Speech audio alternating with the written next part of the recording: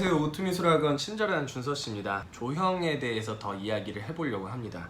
제가 지난 영상에서 말씀드렸다시피 조형은 그냥 조형만으로는 가치가 별로 없어요. 조형은 그냥 만드는 행위를 얘기하는 거기 때문에 조형에 어떠한 수식어가 붙어야 됩니다. 그래서 그 수식어를 통해서 어떠한 만들기를 진행을 했구나 라는 게 구체적으로 설명이 돼야 된다는 겁니다. 근데 우리가 어떤 한 장의 그림을 그리게 되면 그 그림 안에는 조형 언어가 한 가지만 들어갈 수가 없어요. 보통 여러 가지의 언어가 혼합돼서 한 장의 그림으로 도출이 된다라고 보시면 될 것 같아요. 그래서 뭐 비례감이 좋은데 운동감이 좋다, 거기에 회전감까지 더해진 조형이다, 이런 것들이 수식어가 동반돼서 한 장의 그림이 멋스럽게 나타날 수가 있는 겁니다.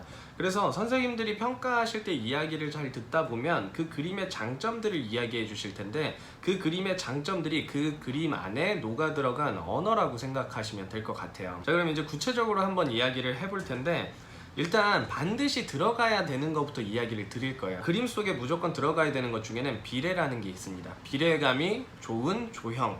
자, 비례라는 거는 이제 전체와 부분과 부분 사이의 비율을 이야기를 하는 건데, 예를 들어서 사람을 얘기할 때 머리 크기 대비 뭐 어깨 넓이, 그 다음에 머리 크기 대비 전신 길이, 이런 것들을 이제 비례라고 얘기할 수 있는데, 사물들도 특정 그런 비례들을 가지고 있어요. 뭐 조금씩은 다를 수 있겠지만 그런 비례들을 가지고 있어서 그런 비례를 잘 지켜서 주어진 소재의 느낌을 잘 살린 그림이 좋은 평가를 받을 수가 있습니다. 그래서 비례라는 거는 우리가 그림을 그리면서 반드시 챙겨가야 되는 거예요. 조금 더 사물의 어떤 형태적인 길이 변화들을 수학적으로 따져보시면서 그리시면 더 정확한 형태를 그리실 수가 있습니다. 많이 연습하면 많이 발전할 수 있고, 이걸 통해서 좋은 그림을 그릴 수 있습니다.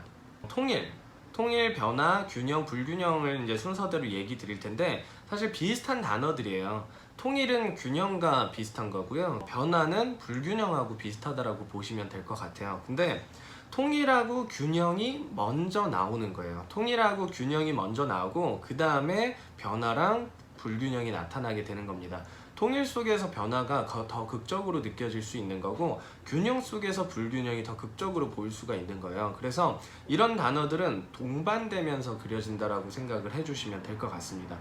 통일 없이, 균형 없이는 어떠한 그림을 만들어내기가 힘들어요. 소재를 하나만 배치해서 그릴 때도 균형과 불균형의 그런 접점을 찾아서 사물을 배치하기도 하는데요. 그런 어떤 감각들을 잘 길러내셔야 사물을 배치하실 때 조금 더 세련되게 배치할 수 있다고 생각하시면 될 것 같습니다. 그래서 변화라는 거는 우리가 생동감, 그 다음에 그림의 다양성을 만드는 요소라고 생각하시면 되는데요. 무수히 많은 균형과 통일 속에서 변화란 주제부로 드러나는 경우들이 굉장히 많습니다. 시각적으로 강해지는 요소이기 때문에 변화가 있는 요소는 주제부다라고 봐주시면 될 것 같고요. 불균형도 마찬가지예요. 균형은 흐트러지지 않은 상태를 이야기를 하는데, 그 속에서 다른 흐트러짐이 있는 하나가 주제부가 되는 거예요. 그래서 통일, 변화, 균형, 불균형은 동반되는 거고, 그 중에서 변화랑 불균형이 주제부로 도출되기 조금 더 좋은 내용들이다, 이렇게 생각하시면 될 것 같습니다.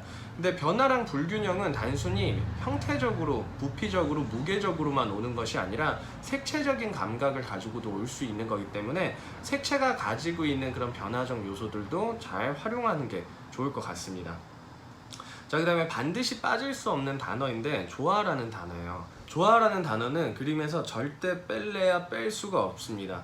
어떤 그림이든 서로 간의 어울림을 가지고 그려져야 돼요. 우리가 옷을 입어도 어울림을 가질 수 있게 배색도 하고 그 다음에 어떤 컨셉도 맞추게 되잖아요. 그림도 마찬가지입니다. 그림은 전체적인 조화가 잘 되어 있을 때 좋은 평가가 나올 수가 있습니다. 그래서 그런 조화에 대한 거는 반드시 챙겨야 된다라고 보시면 될 것 같고요. 자, 율동감, 리듬감.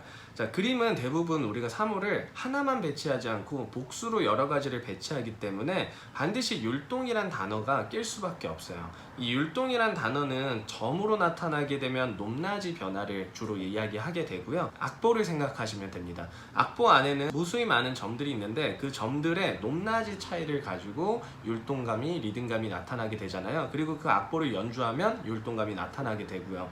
그래서 율동감이나 리듬감은 점에서는 높낮이 차이가 되고 선에서도 마찬가지로 높낮이 차이가 될 수 있지만 선은 연결성을 가지고 있기 때문에 어떤 율동감이나 리듬감이 느껴질 수 있다, 이렇게 보시면 될 것 같습니다. 자, 그 다음에 대비, 대조예요. 서로 다른 것들, 서로 상반된 완전히 다른 것들끼리 인접했을 때 나타나는 현상입니다. 그래서 우리는 대비랑 대조를 변화와 불균형의 요소로도 이해할 수 있는데, 그런 요소를 가지고 내 주제부를 더 극대화시키는 연습을 자꾸 해야 돼요. 그리고 사물 속에서 어떤 대비와 대조가 나타날 수 있는지, 끌어낼 수 있는지를 잘 살펴보시고 배치해 주시는 게 좋습니다. 자, 강조입니다.